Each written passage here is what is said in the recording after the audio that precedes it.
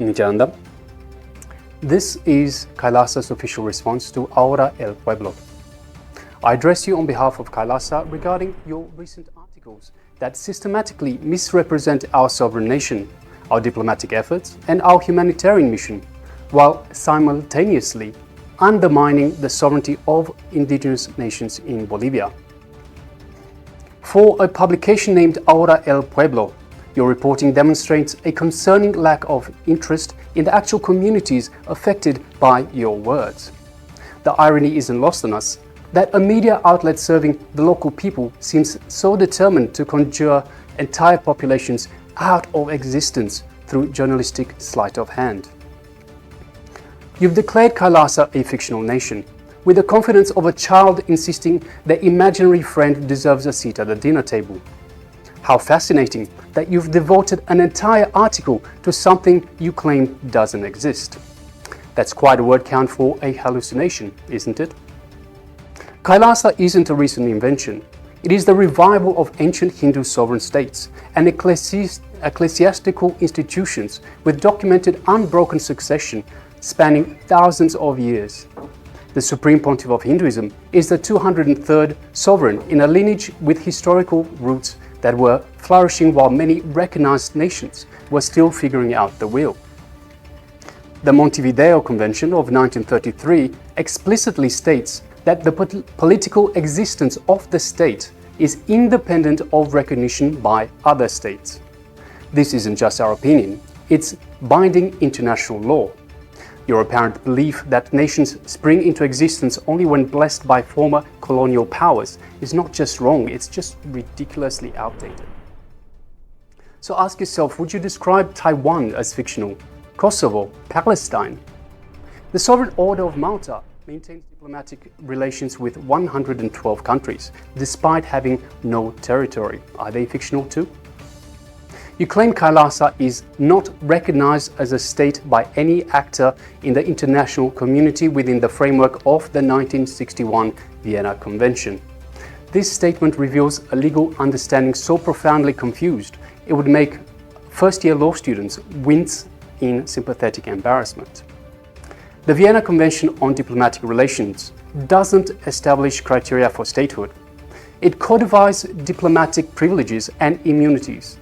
Citing as a basis of state recognition is like using a cookbook to diagnose a medical condition. You're holding the wrong manual entirely. KAILASA fulfills all four criteria of statehood established in the Montevideo Convention with flying colors. We have a permanent population. We maintain a defined territory. We have an established government.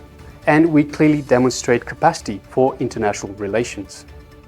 While claiming to merely report government statements, your articles actively undermine indigenous rights with the precision of a colonial administrator dividing territories on a map.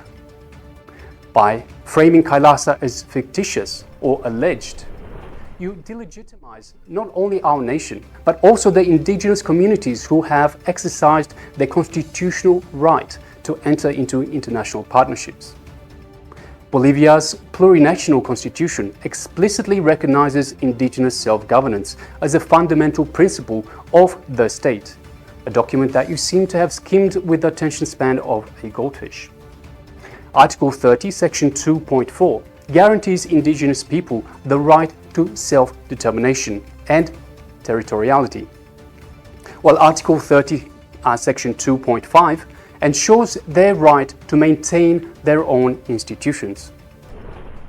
It appears that your concern for indigenous rights evaporates faster than morning dew when indigenous communities exercise those rights in ways that don't fit your preconceived notions. Thus, this selective application of principles is as transparent as your attempts at serious journalism. Your failure to include perspectives from indigenous leaders whose sovereignty you so casually dismiss speaks volumes, and none of those volumes would make for flattering reading. Your dismissive "the origins are Hindu" comment speaks volumes about your publication's biases. Would you summarize the Vatican as its origins are Catholic and consider your journalistic duty fulfilled? Or is it reductionism reserved for traditions that don't originate from your preferred hemisphere. This isn't just a sloppy journalism, this is cultural erasure dressed up as reporting and accessorized with prejudice. You've chosen to repeat tired falsehoods about the Supreme Pontiff of Hinduism with all the investigative rigor of a gossip column, while conveniently omitting his complete exoneration by the United States Federal Court, which ruled in his favor and fined the false accusers nearly $500,000. See United States District Court of Southern District of Ohio, case number 2, 13-CV-00526. Despite nearly 15 years of malicious prosecution in India, the Supreme Pontiff of Hinduism has never been convicted of any crime. A fact you might have discovered had you engaged in that quaint journalistic practice known as research. 11 medical experts have confirmed his physical condition makes him incapable of committing the alleged crimes. Multiple international human rights experts, including former UN Justice Council jurist Jeffrey Robertson, KC, have confirmed that the prosecution has devolved into persecution. Your silence on these established legal facts speaks louder than your accusations ever could. It's practically shouting through a megaphone. You've characterized legitimate diplomatic agreements between sovereign entities as suspicious, with all the nuances of a medieval witch hunt.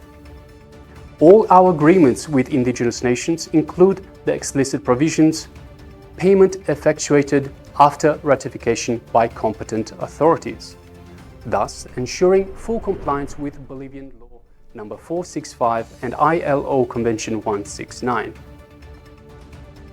The implication that indigenous leaders lack the capacity to enter into international agreements isn't just an insult to KAILASA, it's a patronizing dismissal worthy of a 19th century colonial administrator.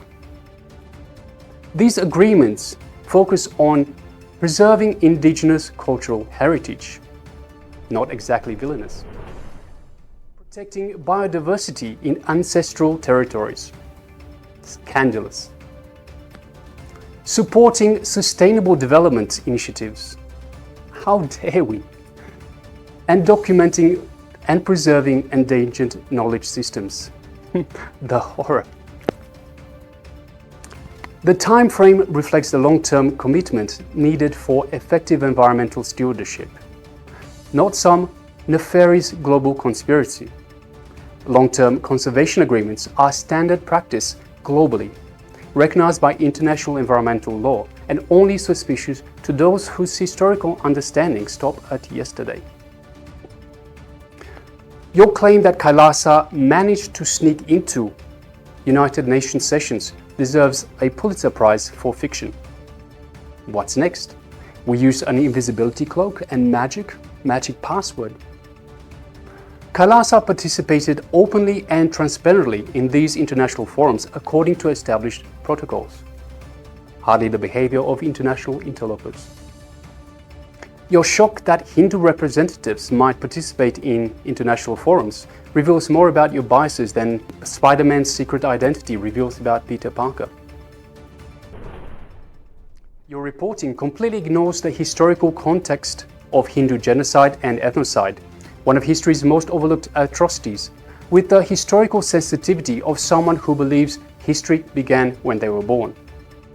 There were once 50 indigenous Hindu nations spanning 6 million square kilometers across Asia, with 10,000 indigenous traditions across 1,700 Hindu provinces and 200 Hindu kingdoms.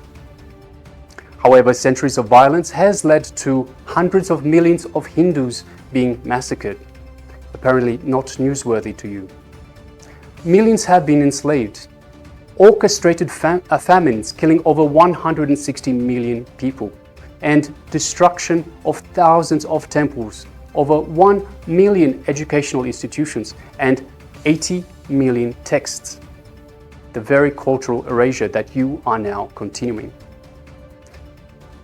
Today, only a small fraction of these indigenous Hindu traditions endure, with all Hindu sovereign lands having been unlawfully annexed leading to forced mass exodus of indigenous Hindus. KAILASA represents the preservation of traditions that colonizers try to eradicate. By delegitimizing KAILASA, you're not just attacking a modern entity, you're continuing centuries of erasure against indigenous Hindu heritage with the calculated precision of colonial predecessors. Your reporting fails every principle of ethical journalism with the thoroughness of a student determined to score 0 on the exam. Let's have a look at the truth. You've omitted crucial facts and misrepresented basic legal principles with impressive dedication. Independence. Your bias against indigenous self-governance is so transparent it could be used as a window. Fairness. You've excluded KAILASA's perspective and, tellingly, the voices of indigenous leaders with surgical precision. Humanity. Your dismissive language dehumanizes both KAILASA citizens and indigenous communities with remarkable efficiency. Accountability.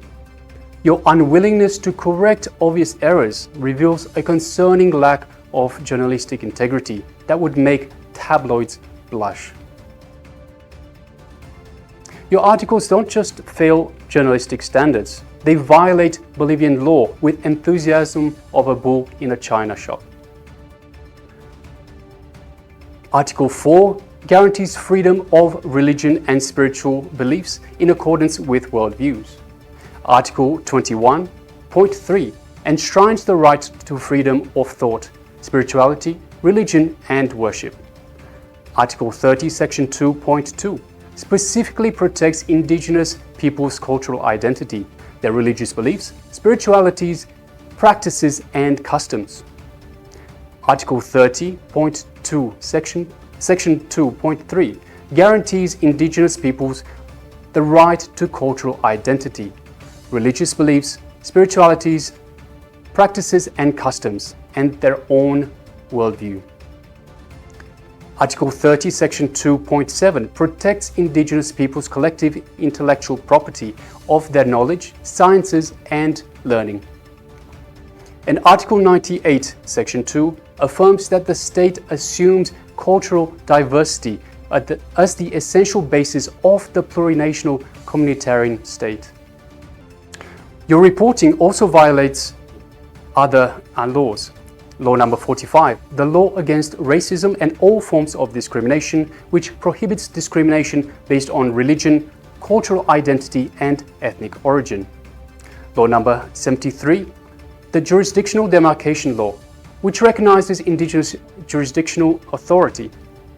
Law number 1257, ratifying ILO Convention 169 on indigenous rights.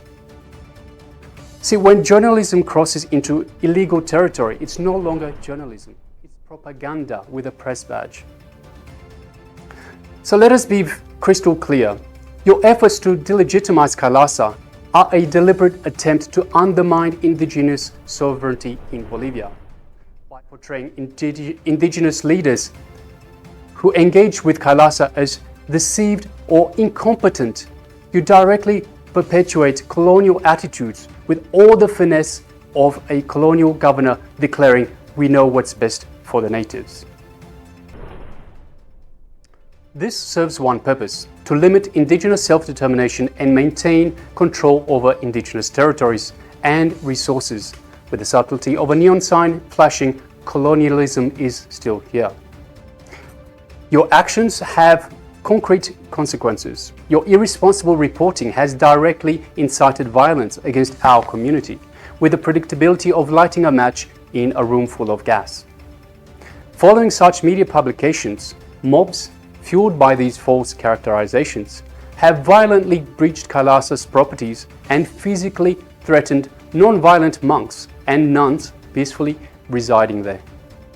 These are not hypothetical concerns. These are real human beings whose lives are endangered by your reckless words. While you've been busy declaring us fictional, KAILASA has been providing tangible humanitarian support to indigenous communities worldwide. humanitarian grants to over 100 indigenous nations, environmental sustainability and forest conservation programs, education, healthcare access, and food security initiatives, billions of free meals served globally. It's quite an achievement for a figment of imagination.